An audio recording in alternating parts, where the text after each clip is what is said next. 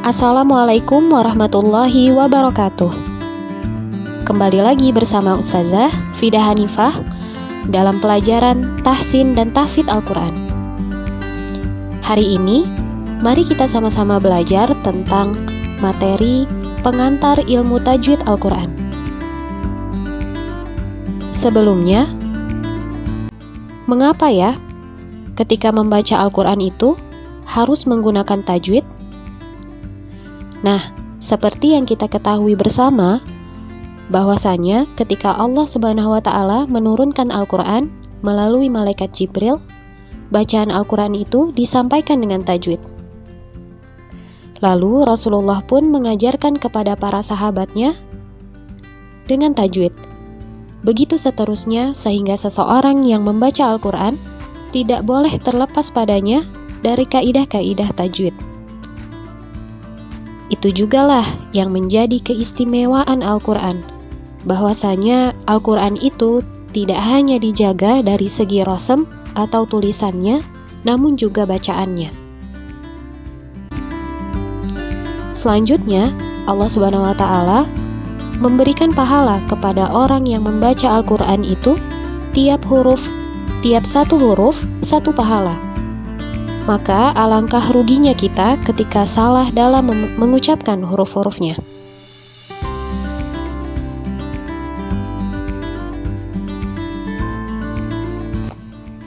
Nah, dalam membaca Al-Quran dengan benar, haruslah diawali dengan menguasai pengucapan huruf-hurufnya, karena huruf itu adalah bagian terkecil dari Al-Quran.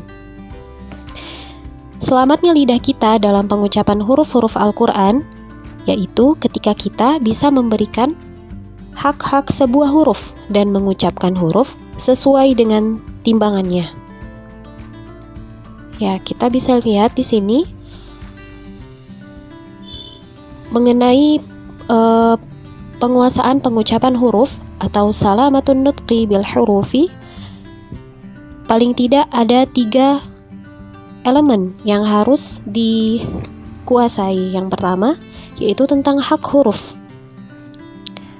Hak huruf ini adalah mengeluarkan huruf sesuai dengan tempat keluarnya atau makhrajil hurufnya, dan memberikan sifat asli dari huruf tersebut.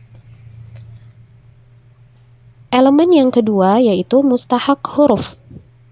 Mustahak huruf itu adalah sifat tambahan yang muncul sewaktu-waktu kepada huruf tertentu saja.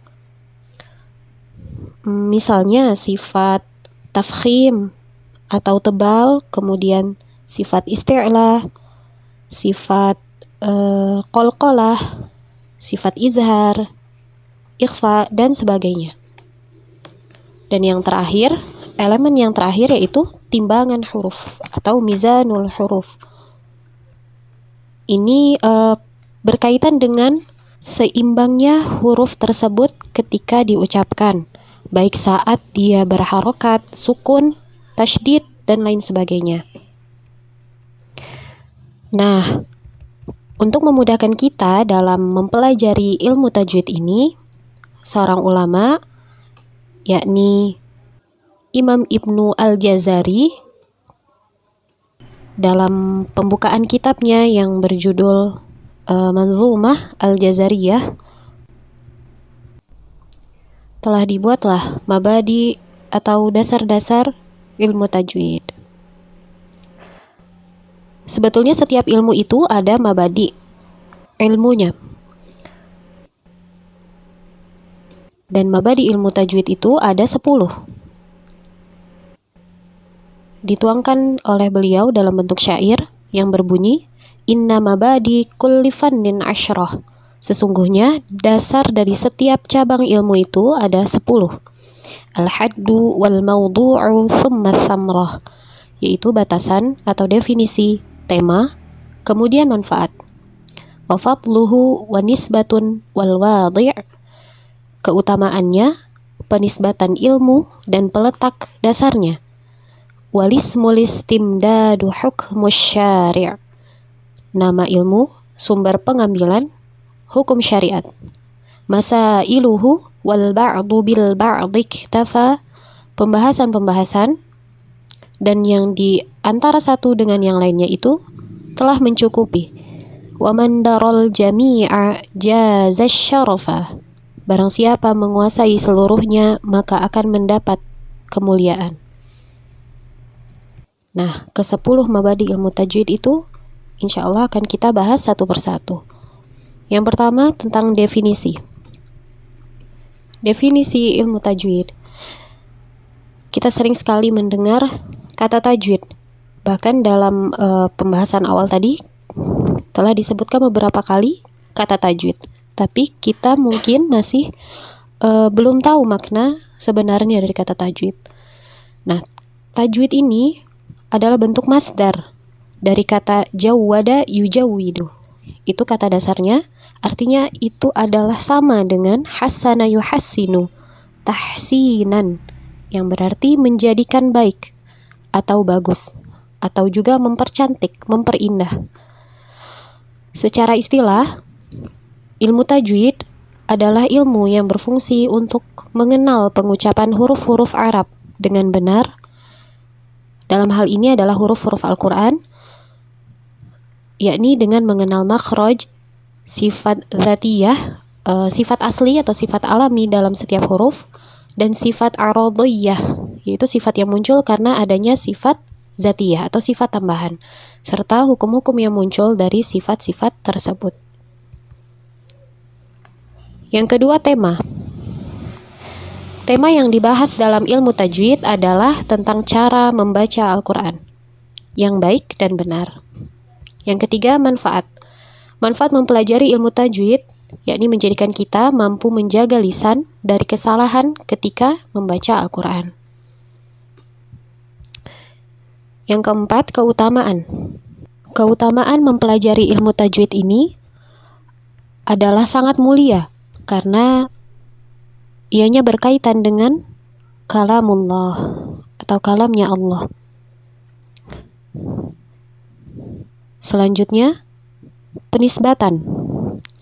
Ilmu tajwid adalah termasuk salah satu ilmu syar'i dan termasuk juga salah satu dari ilmu Al-Quran. Kemudian yang selanjutnya adalah peletak dasar ilmu tajwid. Orang yang pertama kali meletakkan dasar ilmu ini secara praktek tentu saja adalah Nabi kita Muhammad SAW.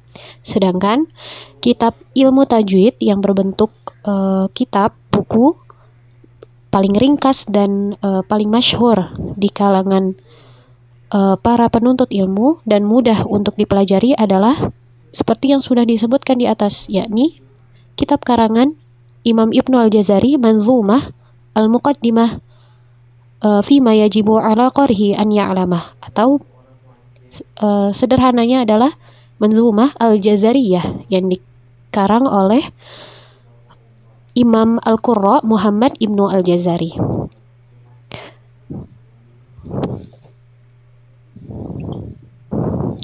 Selanjutnya yang ketujuh, nama ilmu. Ilmu ini bernama ilmu tajwid. Yang kedelapan, istimdad atau sumber. Sumber pengambilan ilmu tajwid adalah dari cara Rasulullah SAW membaca Al-Quran, yang diteruskan kepada para sahabat, kemudian tabi'in, ke para ulama, ke guru-guru kita, dan akhirnya sampai kepada kita. Yang kesembilan, hukum mempelajari ilmu tajwid. Dibagi menjadi dua dalam hal ini. Dalam hal mempelajari teorinya, ilmu tajwid hukumnya adalah fardu kifayah. Artinya, kalau ada sekelompok atau salah satu orang yang mempelajari ilmu tajwid kemudian menyampaikannya, maka orang lain tidak terkenai wajib dalam mempelajari teorinya. Sedangkan dalam mempraktekkan bacaan Al-Quran dengan menggunakan tajwid, maka hukumnya adalah fardu ain. Makanya kita di sini harus berusaha belajar untuk bisa mempraktekkan bacaan Al-Quran yang sesuai dengan tajwid. Adapun kalau misalnya masih belum lancar karena dalam proses belajar, maka itu tidaklah mengapa, karena Rasulullah juga bersabda, bagi yang tersendat diberi 2 pahala, sedangkan yang lancar dalam membacanya berada bersama malaikat. Dan yang terakhir adalah pembahasan inti dalam ilmu tajwid. Ya, ini berkaitan dengan makharijul huruf, sifat asli huruf, sifat tambahan, dan latihan pengucapan. Nah, sekian itu materi yang bisa Ustazah sampaikan mengenai pengantar ilmu tajwid. Adapun selanjutnya insya Allah akan kita bahas tentang makharijul huruf, sifatul huruf, dan mizanul huruf atau timbangan huruf. Insya Allah.